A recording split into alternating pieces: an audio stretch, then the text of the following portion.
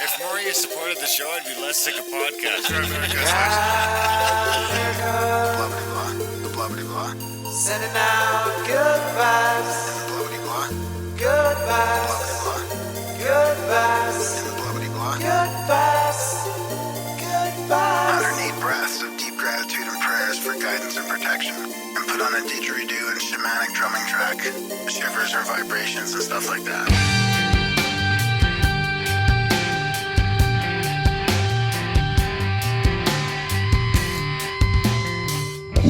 America.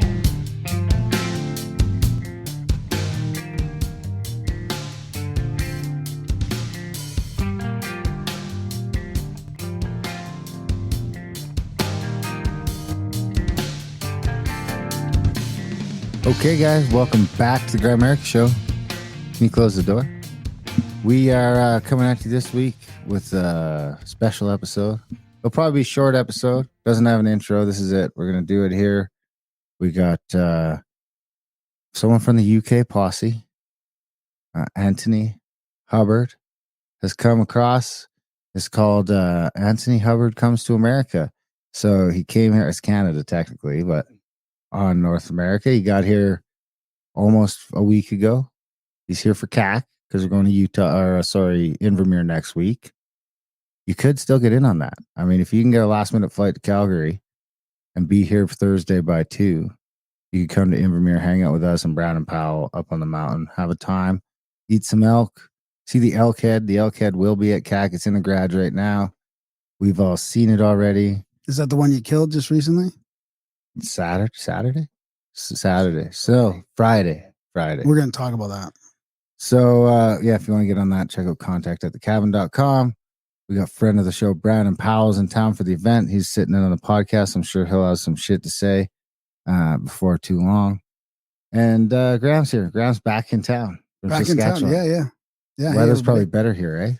Yeah, it's it's sunny here. You see the mountains. It's just better. Yeah, it's just foggy. And did you notice Danielle Smith and her government just passed the resolution to ban all mandates for health procedures in the future? Yeah, I read it and I didn't know if it was real or not. I know, it's like crazy. Yeah, it's actually worded quite clear that you better not. It doesn't matter. They say it doesn't matter about the greater good. Basically, they say it doesn't matter about the greater good. Period. Personal choice. Period. It also says that no pronouns without written consent from parents in schools. Really? Yeah, unless you're 16 or older. Have you seen this stuff? We're getting. This is our conservative government. This is our local government in Alberta, who seems to be bucking Canada and the rest of the world in a lot of ways. So, I mean, we're going to get in. We're not going to talk about the here. We'll talk about that on our show Roundup next week, where we get into politics and Canadian stuff and COVID stuff and all that kind of stuff. I mean, if you guys like our lazy ramblings, you probably like our news roundups over on Outlawed. So, Great America Outlawed, yeah. Great America. Yeah. Well, I think they figured that out. Yeah. So that's Graham Outlawed. Yeah. Speaking of Graham Outlawed, what the fuck's going on with your hair? I just got a cut, man. What do you mean? You look real Jewy when it gets long. I just like got a cut. What? I just cut it. You should have seen it last week.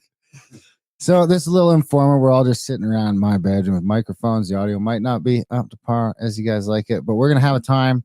Of course, Antony has come all the way. UK, we drug him out. We didn't. Graham's been home. He just got here, but drug him out elk hunting, duck hunting. He had to take me to the emergency room. So it's been quite a few days. They got into town. Brandon got into town late last night, and we were able to see the Northern Lights on the way. How are the Northern Lights up in Sask? I don't know. I can't even see the sky up there. It's cloudy and rainy all the time. No, it's okay sometimes, but I haven't seen them. I haven't seen them at all. We seen them last night. Saw him out of the plane. Really? Yeah, saw him out of the plane, and then Darren took us out, and we got to see him here. Yeah, it was first time for me too. It was really cool.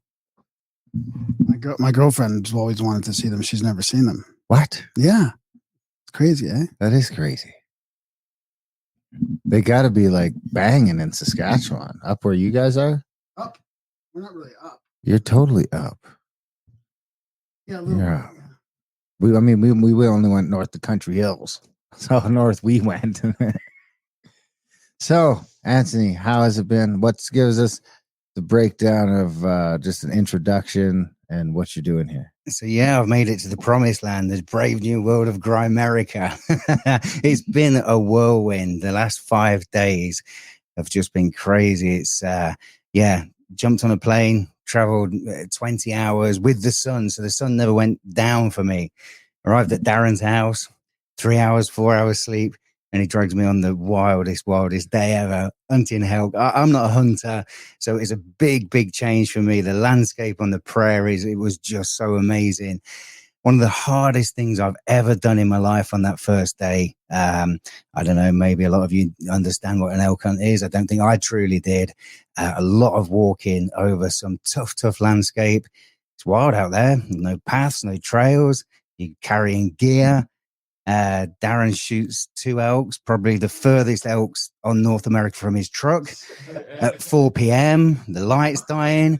We have to butcher these things on a 45-degree slope, put them on sleds, carry them out. We don't really know where we are. It's getting dark. It's all good fun. I thought I was going to die.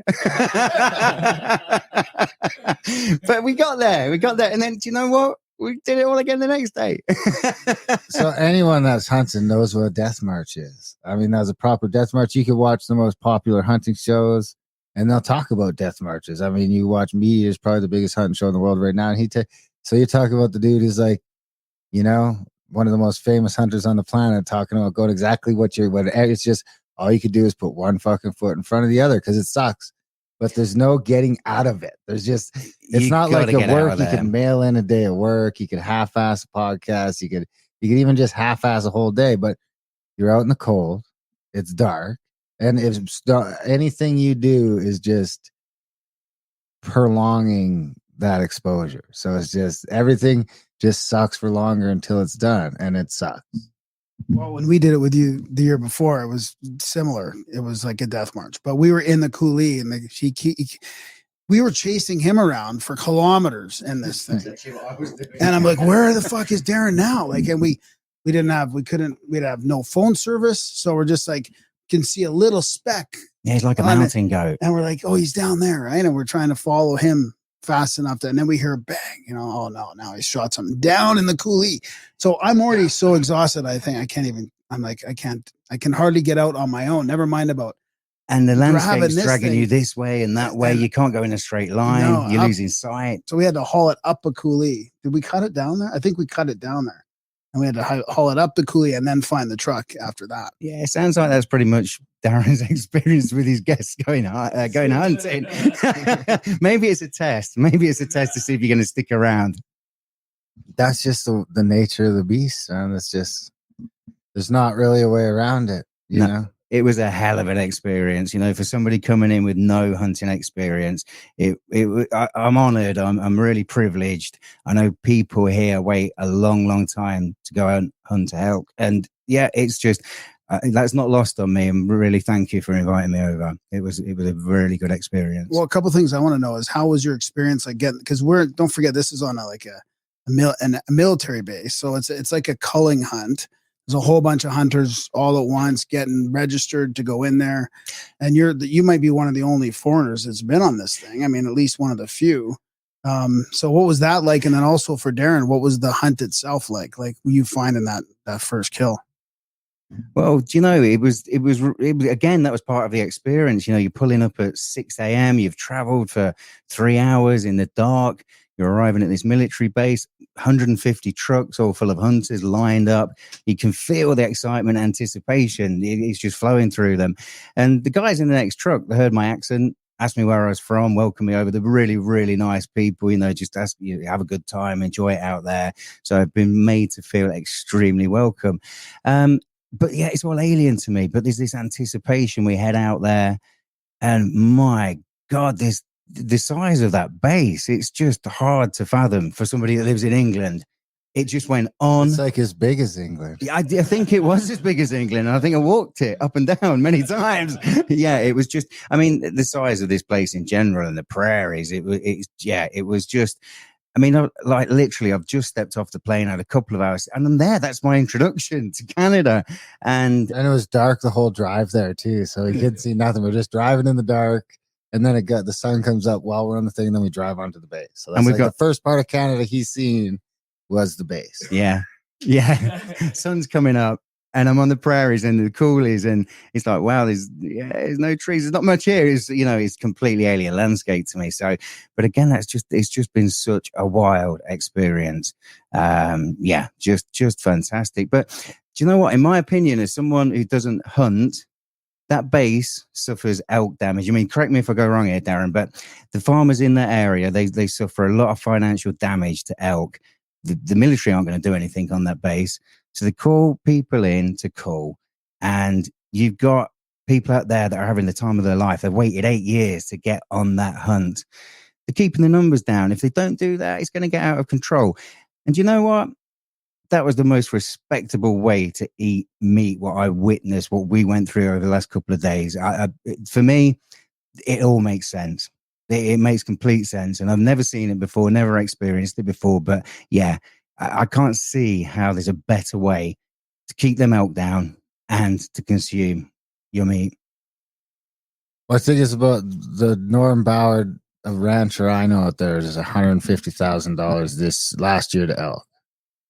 Whether they're eating his shit, and then they're hiding out on the base. So we got to shoot the motherfuckers. I don't know. I just take it for granted now. I expect to get elk when I go out.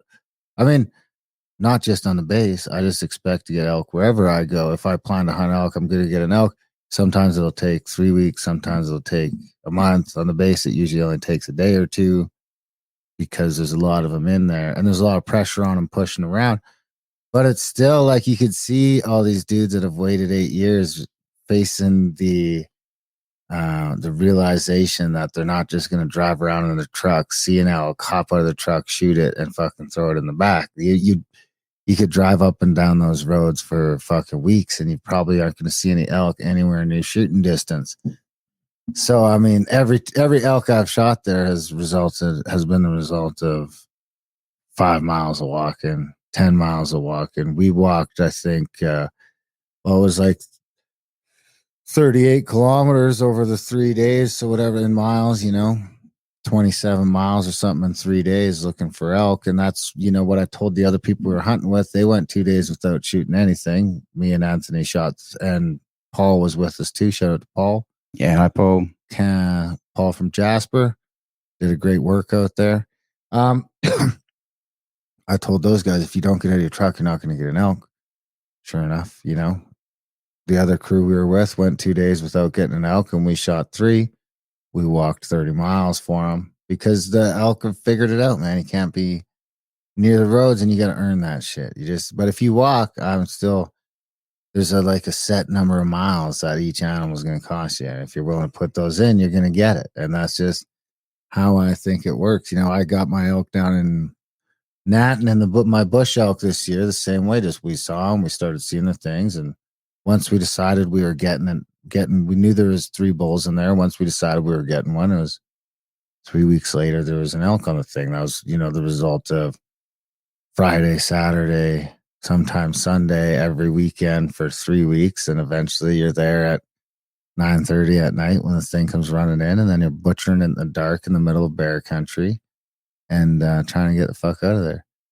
But at least at this point, I'm like the fastest butcher I know, so we can get the fuck out of there pretty quick. Like I'm killing 10 animals a year between deer and antelope and elk and moose, and I've become pretty efficient, even at a 45-degree angle. Yeah, you did well. So I just expect it now out there. I would have been pretty. I like to get one the first day because otherwise it's a 3-day hunt. So if you don't get one the first day, you're really going into day 2 with the pressure on it. It becomes a different situation pretty quick. So how did you find this one that you killed? And were you alone again as usual? Like you're leading the group. You just walked and walked. Well, we knew what we wanted to do. We knew what we wanted to do. Down at all, we had already decided that we were going to check coulees. So we went and checked one coulee, and we went and walked through it and found 40 deer or 50 deer. There was an antelope chasing Antony around like it wanted to fuck him. And so we went to the one coulee, and then I was like, fuck it, we'll go to So we went to the exact coulee where I shot the one with you last year on day 2 when I got ahead of you, and there was nothing there. So we walked over into the other one, and then there was 2 there. So I took them both. But we did spot one earlier in the morning, that cow, didn't we? Yeah, but and we someone tracked else that. shot it. Yeah, Yeah, we got it. We tracked it down. We stalked it, tracked it. Yeah, we're chasing after it. Darren's getting on the ground, lining up, ready to take his shot. And then it's like JFK, wasn't it? Shot from the grassy knoll, and the thing was down. Somebody else got it. Yeah, it was quite the situation. It was fun. We did good. We were blessed again. I mean, there's probably 400 pounds of meat at the butcher right now. So this is like, so you got 3. You got 3 then. Well, this one is, yeah, we got 3. Wow. So 3, but one was small. One's a calf. So it was last year's calf. I just shot it because it got weird when the mom went down and the calf wasn't going to leave. So I was just like, well, I feel like the only right move here is to shoot this thing. Wow. Plus there's, it was many hands to get those elk out of that coulee. So it's not all my meat, one's for CAC. Well, we won't eat a whole one at CAC, not even close, but obviously, Antony can't take any home. We're going to try and smuggle some home in Brandon's luggage. Technically illegal, but I think we'll just freeze it up in a box, throw it in your stowaway, and just plead ignorance if you get caught. The Americans won't care, I don't think. So, and then, there's everyone who helped out on the hunt. Miles, Paul, Nate, we all got to take an equal share of it. So 400 pounds probably get 450 pounds off the 3 animals. And they do this every weekend for a while, like through November, or how does it every work 2 weeks. logistically? It's every 2 weeks for 12 weeks. Yeah. For 12 weeks. Wow. Huh. Did anybody else, did you know of how successful the hunt was in general for everybody else? Or I think you don't really get the sense. I think it was 27 the first day. 2 of them were ours. That was by the time we left. So there was still maybe 3 or 4 groups out harvesting animals when we got out. And day 2, we were out of there early with an elk. So we were 31, I think, or 32 on day 2. And there could have easily been a bunch of people out because we were like, fuck it, let's get out of here. By the time it got dark, we were already at the gate because we got that second one into the bull. We got the bull into the back of the truck whole. We just skinned it, got it, cut its head off, and fucking dragged the whole thing to the truck. We did my rope trick where you just wrap the rope around something and drive the truck. Tony got to do some off-roading, drive a real vehicle. Yeah. Dirt track, still managed to forget to drive on the right and drove on the left. And so, yeah, drove Darren's truck. I think that's a measure of success. So, yeah, and when even going to the butchers afterwards was an experience for me. The way the game butchers take the animal out the back with a crane and everything. It's just, it's the whole experience, not just the hunt, but the landscape around, the people who are going on the hunt, These are tough people. It's hard out there. It's not easy. It's hard, going out, that kind of hunter lifestyle. It's not easy. And this whole, certainly on the prairies, everything seems to be set up. Yeah, tough, capable people doing tough, capable things. It's been a really cool experience for me. Was it easier or harder than you thought it was going to be? Way harder. The first day was way harder. It was funny because I don't think he even thought about pulling the elk out until we looked at it on the ground. It was like he thought, I don't know what he thought. Do you know, honestly, I knew this hunt wasn't going to be easy. I knew it wasn't going to be easy. I knew there's a lot of walking. I get that. But I was spent at the time that Darren shot those 2 cows, the cow and the calf. I was spent. I'd about run out of energy. And it's like, yeah, he's got one. Fuck, we got to get it back. Shit is at the bottom of a coulee. It's just like, and then the reality starts dawning of how far you were away, how hard it was to get there without 400-500 pounds of meat. And, the knives come out and the butchering starts and I'm thinking, it's going to be dark. It's going to be dark.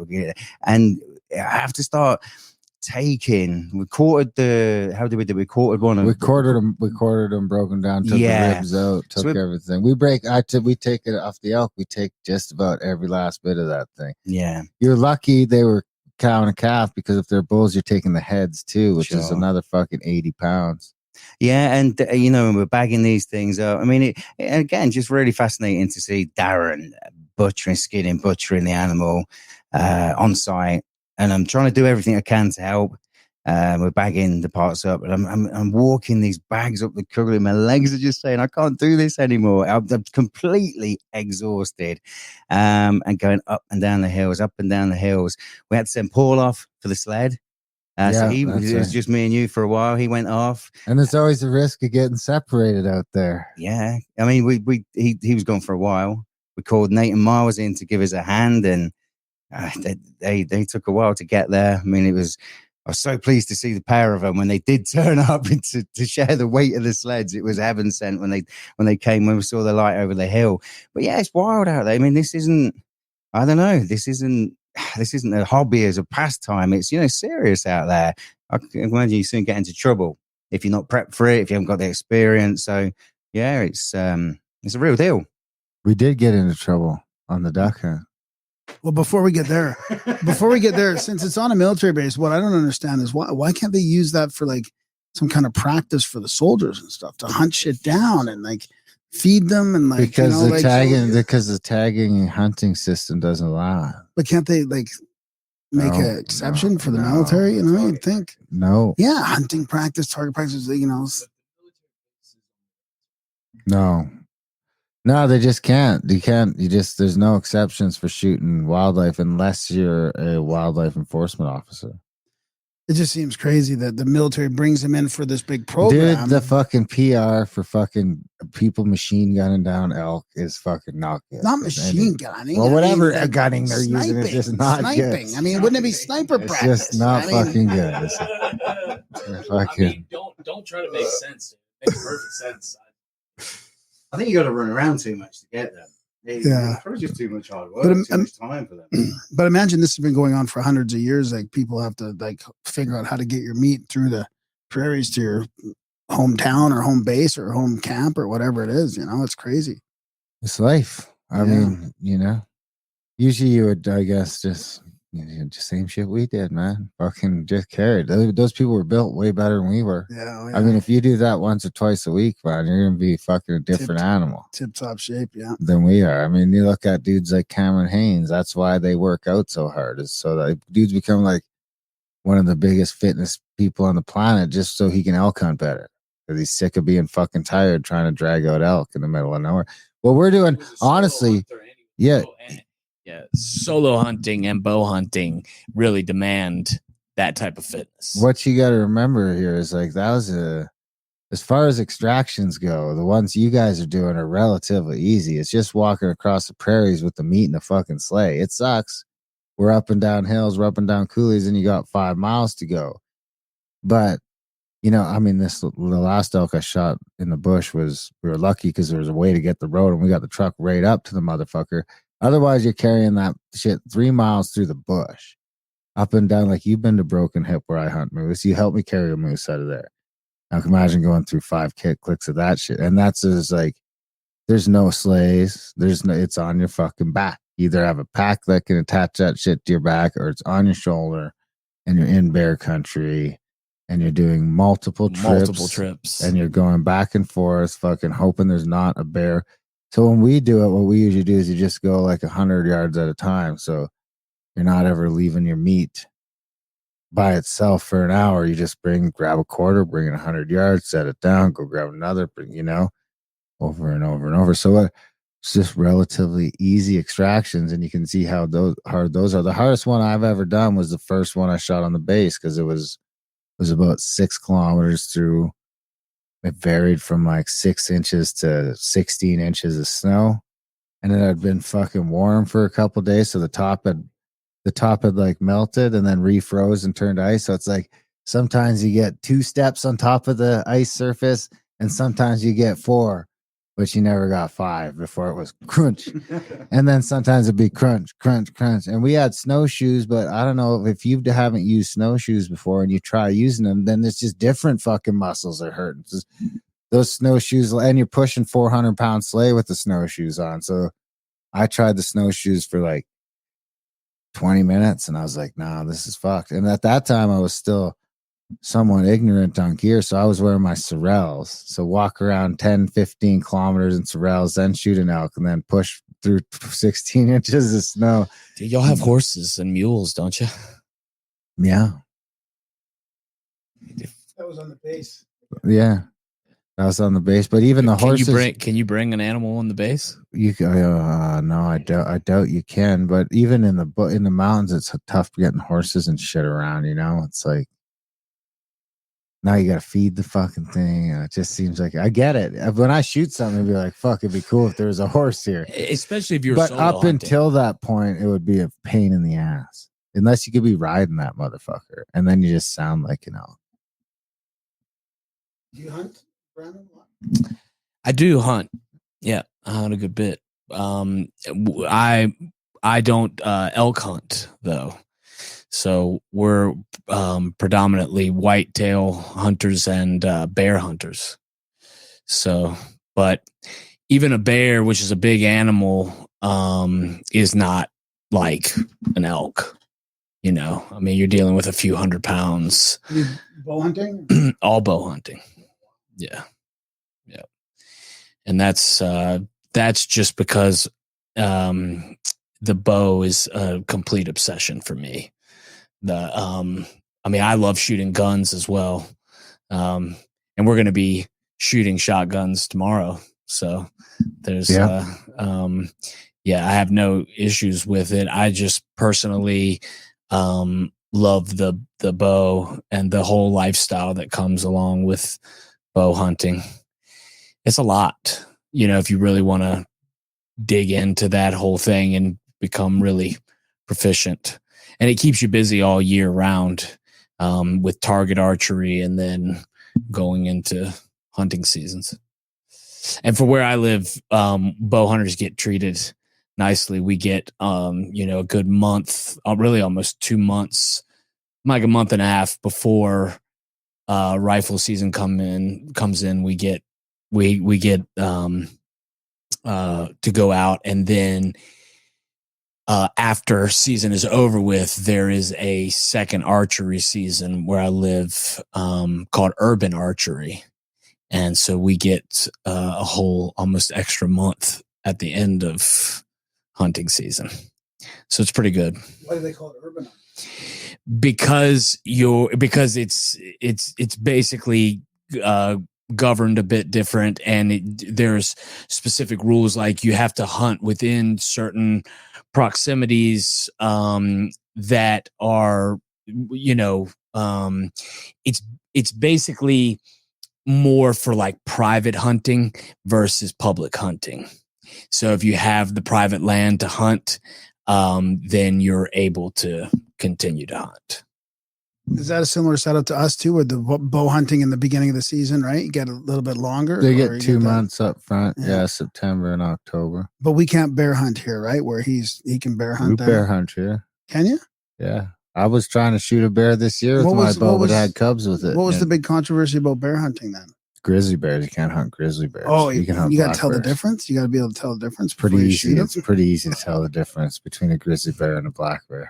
Yeah, or even a grizzly bear and a brown bear. Yeah, right. I mean, grizzlies are angry and big. They're born angry, and they're yeah.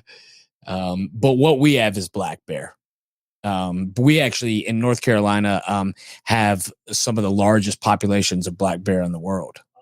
Yeah. So, and they're believe it or not, they're very coastal. So they're right down near the coast where the forest sort of comes right into the coast. Yeah. Bear hunting, they get a lot of fat off those fuckers right now. Yeah. They might all be hibernated right now. Get a lot of fat, bear grease, and which is really amazing fat. And the meat is good on it depending on their diet, the meat can be really delicious. So. Awesome. Okay, let's hear about your hospital visit and what happened there. That must have been from the duck hunt, was it? Yeah, we were duck hunting. I left Tony out in the it's your fault. No, I thought it would be. Well, you were supposed to get the shit and you couldn't find the truck. No, I couldn't find the truck. Okay, so duck hunting's much easier, but it's still really hard. We did a night. We did the first night, didn't we? The day before, and again, not far from the truck. It was all really, really lovely and nice, and it wasn't too demanding. Then the next day, it was just me and Darren went out. and it was a long walk. So we stashed the sled and got set up, and I was walking back. My job was to walk to the sled and then onto the truck to pick up a duck hide, and come back. And I just couldn't find the truck. I think I overshot it. So yeah, I came back and we needed the hide. So Darren went off to fetch the hide from the truck, and he'd been gone a long while. And then he came back over the horizon. He said, I think we need to go to the hospital. And he showed me his hand, which was completely fucked up. I said, yeah, I think we do.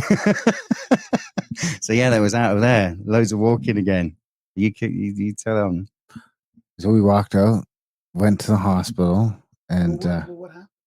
well, I slipped on the rocks. I was chasing some ducks. I went back to the truck, and there's some ducks over around the corner. So I tried to scoot around to get them, and I slipped on the rocks, and I was holding my shotgun in one hand. I didn't want that to get wrecked. It's a nice shotgun.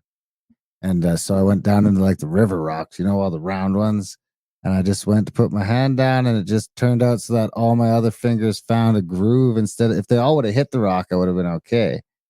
But instead, they all missed the rock except for that right hand. It was all at 10 to 2, wasn't it? Just sticking out. That right hand ring finger caught the rock, so it bent it over backwards all the way. 90 degrees, almost 90. It was probably like 75 degrees backwards, end off to the side.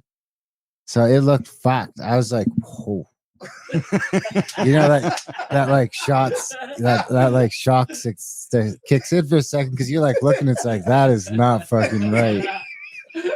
And so I was like, okay. Plus you got a soaker at the same time? No, I was in my waders, so that was fine. So I'm like, phew. I put some snow on it. Right away, I put it in the water because the water has ice on it. So I put it in the water. And I'm like, it doesn't look broken. It looks fucking like it just popped out. I could probably just pop it back in. So I went to give it a little pull to see if I could pop back in, and I just about fucking blacked out because it hurt like fucking bad, dude. Like worse than some shit I ever felt. Maybe like it was. I would not want that to happen. So I was like, all right. And I was like, fucking Tony's 3 miles away, like 5 kilometers. I can't honk. He doesn't have his fucking phone. I can't honk. And I can't do anything. So I'm like, well, I'm going to eat some candy, get my fucking blood sugar up here, get my candy up, take off my waders, put on my boots, and fucking just got to walk in. I'll pack my hand in snow. I'll text the missus a picture so she can freak the fuck out for a while. And post it on social media. And then luckily there's still a bit of snow on the ground, so I just packed it in snow and walked the 5K in to get Antony. And then walk the 5K out straight away. Walked the 5K out straight away. And luckily Antony carried most of the shit out. I just carried the shotguns and drove to the hospital. They got him pretty quick. It wasn't too bad. Yeah, so he got that the pretty good. emergency room experience. He said it's pretty much identical to England. Yeah, Canadian healthcare. I got to experience it pretty much the same. Well, so Darren didn't have the regular like 7 to 11 hour wait that's going on these days? No, I think we was there 2.5 hours in total, maybe something like that. 2 Yeah, hours. we got there around 1 and we were out of there To be honest, by, I kept falling to sleep by for the waiting room. 3:30. Yeah, he fell asleep. I waited. I think I got in about 45 minutes to get into the back, and then I had to get x-rays before they do anything, and then they froze it. One grabbed my arm, the other grabbed my finger and fucking yanked the shit out of it and put it back in place. And then I had to get x-rays again. And that was it. Then we went to A&W and went back out hunting. Went out for last light. 3 more fucking miles there. 3 more fucking miles back. Did you get any ducks? No. Well, no, we did earlier, but not when we went back. Yeah, we did earlier in the day. Yeah, I shot my first duck. Yeah, he shot a duck earlier in the day. Yeah, what was it like duck hunting then? Yeah, it's completely different to elk hunting. It is fun. We sat there, we're chatting, we're looking, checking the skies. You got that excitement, anticipation when you start spotting them and trying to call them back and turning them. Yeah, that's fun. It's fun. Yeah, I've got to improve my shot. You got one though. I got one. It stands me at what, $18, $17 for a migratory bird license. So I'm looking to reduce that per bird tomorrow.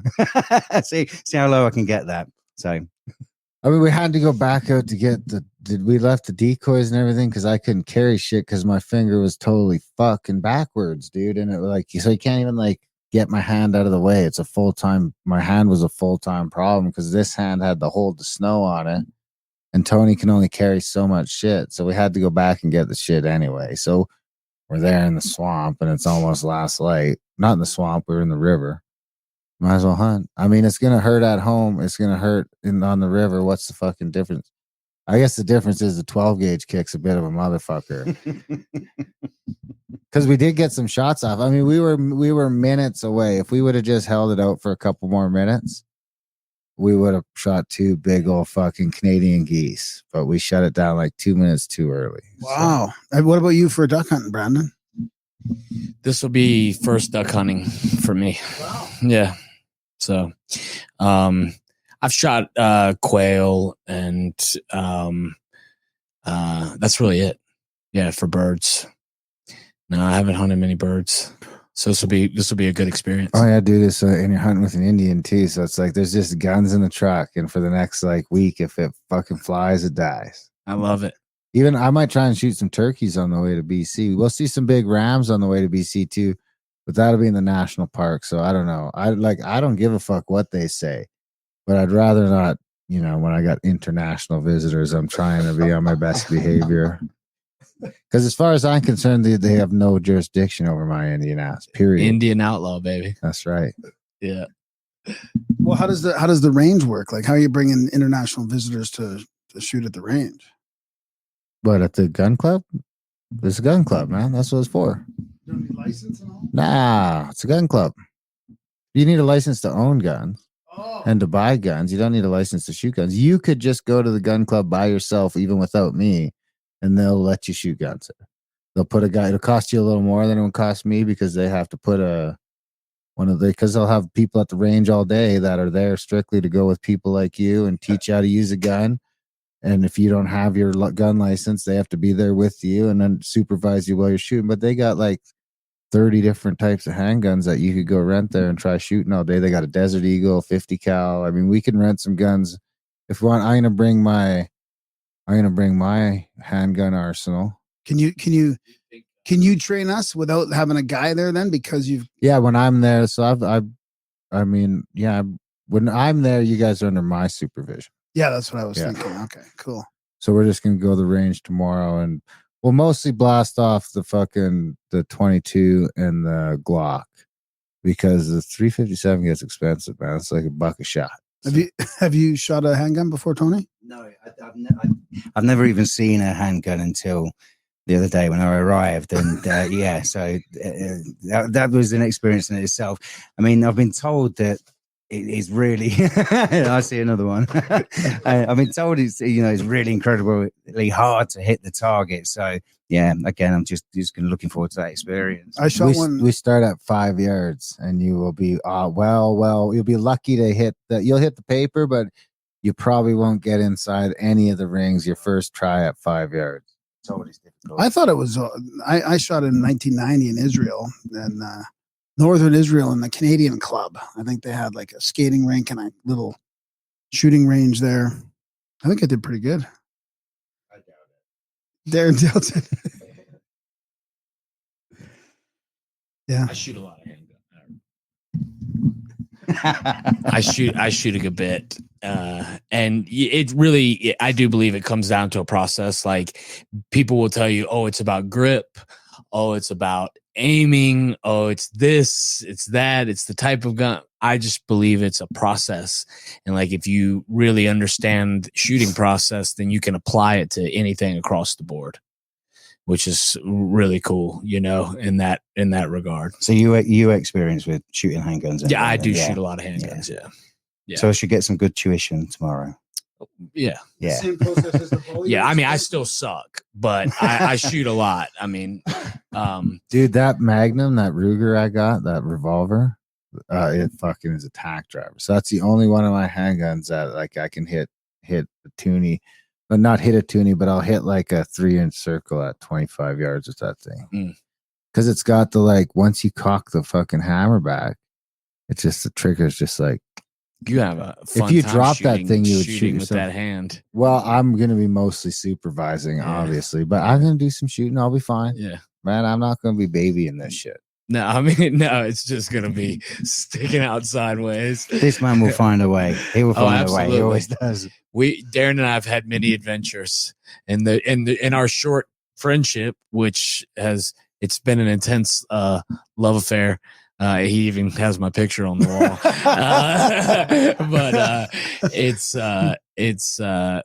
Every time, every adventure, it's always like, how far can we go?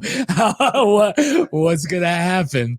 I should have better insurance. You know what I mean? Yeah. So that aiming process, was that the one you were telling me about the bow? Same Yes. thing, like it applies to guns as well. Everything. Well, that's where the process started from. The guy was a SWAT agent, and was under intense stress, and realized that if you succumb to the stress, then you're gonna basically succumb to all these autonomic processes that occur.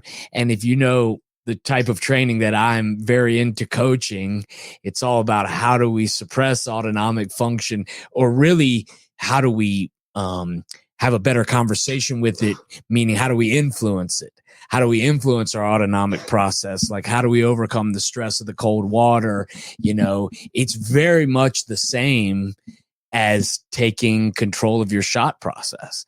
It's not allowing your instinctual desire to create basically you more or less want to resist things that you're pushing yourself into. So if you decide to go into stress, which is, it's kind of like the dead man's march. It's the same thing. You're going into stress. How do you let it dictate your thinking? And do you panic, or do you take control of the moment? And that really comes down to mindset. I mean, it's all mindset. It's what are you telling yourself? Because anything can get dark and scary and intense in those moments. But how do you translate that to something so specific as like shooting, triggering? It's just literally the story you're telling yourself. So if you've already programmed yourself with a story that you're going to say to yourself, the neurolinguistic programming, you're going to tell yourself the same thing over and over again every time. And depending on the intensity of the situation, you're going to tell yourself even louder. So if it is like, the elk is in front of you, you need to tell yourself exactly how you're going to handle it as you're doing it. But if you've already done that 10,000 times in practice, then it becomes really easy, or much easier, right? And that's the same. I think that's just training in general. That's why, as you become adapted to stress, it's much easier. Yeah, that makes sense. Yeah. Yeah, letting that autonomic work with you and for you instead of against you. Yeah. Well, I guess when you're stressed, that's when you make your worst decisions, isn't it? Generally, if you're under pressure, you're stressed. If you can get that under control, you're just going to make better choices all around. Yeah. So what else you want to chat about, Darren? I don't know. That's all I got. I mean, we'll probably have to do another one because we haven't even gone to the mountains yet. We're going to go do some proper duck hunting. Hopefully no one will break a finger. We missed most of the day hunting because I fucking fucked my shit up. I mean, it was really a bonehead move that I'll be paying the price for a couple of months, hopefully a couple of weeks. I mean, I don't know. At least it seems like when already. when you sent the picture with it back in place, it seems like they put it in the right spot at least. Yeah. I think there's only one spot it's supposed to go. So. No, but it looks like it'll heal okay. I mean, it wasn't like a big swollen mess at that point. Yeah. Well, it's a big swollen mess now, and it's Yeah. starting to get bruised in some weird places. And he said I have to go see the finger specialist, which has me a little worried, but I'll be fine. I mean, I'm not a pussy. I mean, I eat pretty good. and I have a pretty healthy lifestyle. I think something like this would be a lot more serious if you're getting wasted every weekend and eating fast food. That's the kind of thing that never gets better. But my ankle got better with no medical intervention. And my finger had medical intervention. So I think this will be fine. Right on. Yeah. Well, yeah, the cold was great. This thing was Use the packed cold. in fucking snow for like 3 hours straight while we were. And then we got to there, and the nurses got all pissy, took my snow away, and gave me their shitty ice pack. And I was like, "This sucks. It is not the same." But I was the running joke of the hospital because everyone's getting a kick out of my finger. Like, holy fuck! Everyone's getting a kick out of how broken my finger was. So anyway, it was fun. So, anything you want to say before we kick you out of Grimerica? You're not kicking me out just yet, are you? Well, for this time we will, but we'll probably do this again when you're back and settled in Europe. So we got a full round because you haven't been to the mountains yet. We're going to do a couple more days of duck hunting and get into it. Now you're rooming with Brandon Powell for a couple of nights, so that could get weird. Yeah. I'm going to have to learn how to deal with the stress. Make some good choices and decisions. That's all I got. Anyone got anything else? Well, big thanks to Anthony for coming on the show. Big thanks to Brandon. Big thanks to Graham. Big thanks to you guys. Listen, head over to grimerica.ca/support. Make a donation. Sign up for a monthly. Whatever you can do, it helps. Check out adultbrain.ca for our audiobook podcast and our audiobooks for sale. Check out Grimerica Outlawed to hear us go off the rails on everything. And get on the trip. Like I say, you could still be here hanging out with all of us, eating that elk, looking at the elk head. Maybe even we'll shoot some ducks and bring them. And you could meet us on Thursday and come hang out in Vermeer. Check out the other trips too. Other than that, that's it. We're going to get out of here and go have some dinner. We love you guys. Thanks for listening. And we will see you next week. 2, 3, 3, 2. You're fussing, you're fighting when you come around. Won't be enough.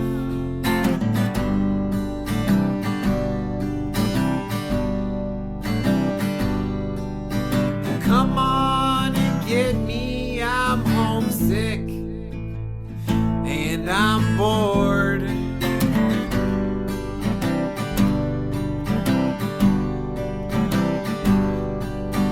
Just one kiss will roll me over.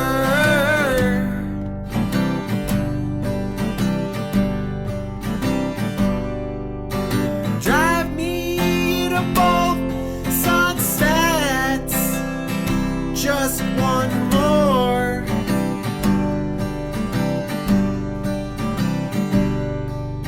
The rose comes out in the nighttime drops, and she falls.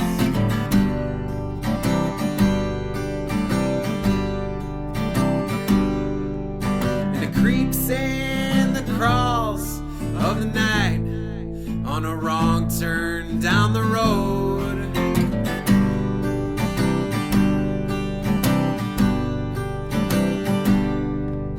Well, just one kiss will roll me over.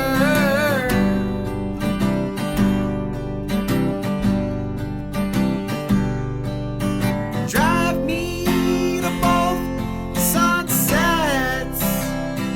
Just one more.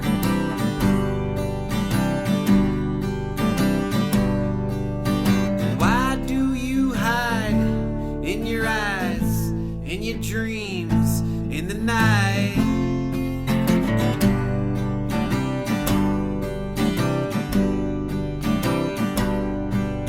Sarah left the light on in the daytime in a room so bleak.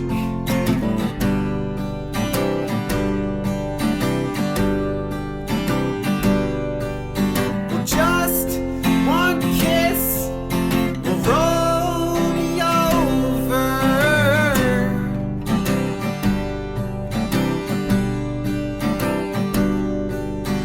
Drive me to both sunsets. Just one more.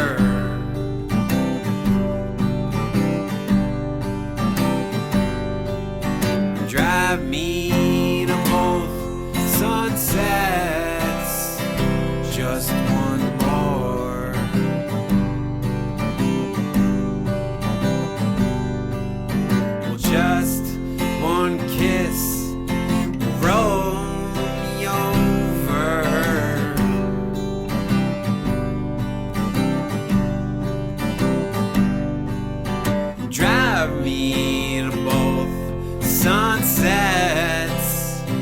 Just one more.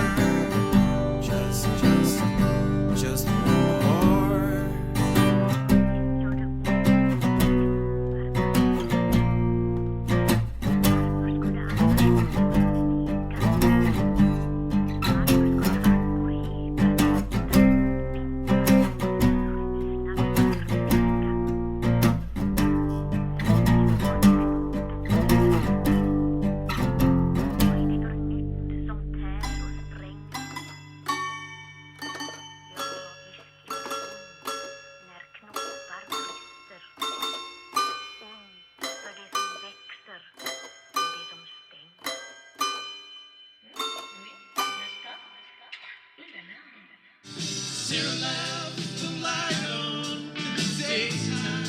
In a room so bleak.